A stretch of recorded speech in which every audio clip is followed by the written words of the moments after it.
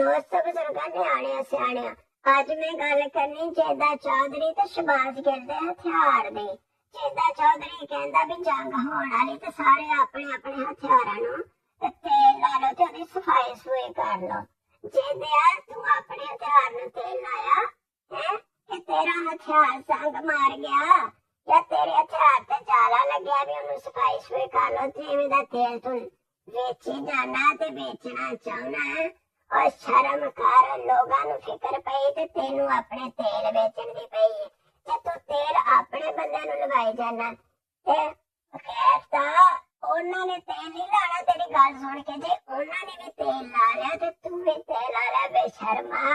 ओ हफ्ते दे विच 1 करोड़ दी आबादी वध जानी है, नाले तू दस्सिया नहीं तेल किन्ना लाना।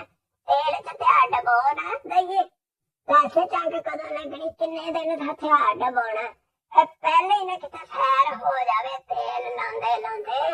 और ले आ गल सुन, उत्तों दे शबाज गिल कहंदा कि मैं ते अपने हथियार नूं कदी तेल नहीं लाया ते ना ही मैं अपने हथियार दी कदी सफाई कीती है। बई मन गया जमाना वीरा, ताई तू वाका कढ़ाती है। तू कम सुक्के ते ही रखिया होया, चेदा ते तेल तू ला लैंदा ते तेल नाल फिर फायर दी इन्नी आवाज भी नहीं आती ते तू ते कम सुक्का रखिया होया। मेरा वीर तू भी सफाई सुई करा लिया कर, पई चीज पुरानी जंग भी ला जांदा ते जाले भी लग